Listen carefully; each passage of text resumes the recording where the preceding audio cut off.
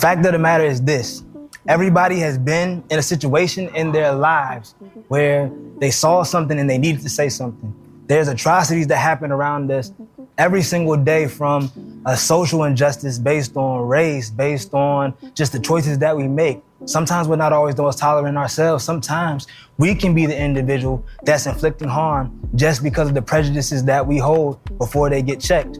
But today, we're having a conversation on, number one, just being in the situation where you should speak up, when you should advocate, when there's something that you know is right, that somebody else may not necessarily know is wrong, or they just don't care that it's wrong. And for the betterment of all, something needs to be said, and it's your responsibility to do so.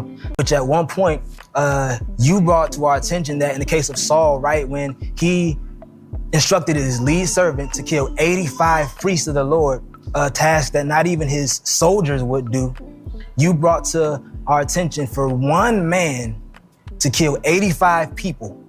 And with all that were present, with all that were standing around, even those that were afflicted, they all sat there and allowed themselves to be killed. They sat there and allowed 85 men to be killed at the hands of one person. But then the question, it came, why would an individual sit there in the face of such an atrocity and just allow something like that to happen?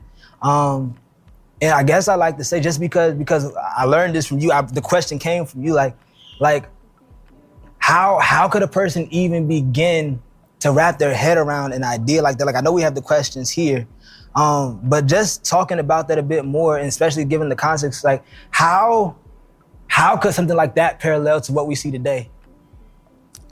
I think part of that, and first of all, thank you for having me on your podcast. Oh, heck yeah. It's a great thing. I watch from a distant. I try not to be too loud, so people be like, oh, you got favorites, but that's all right.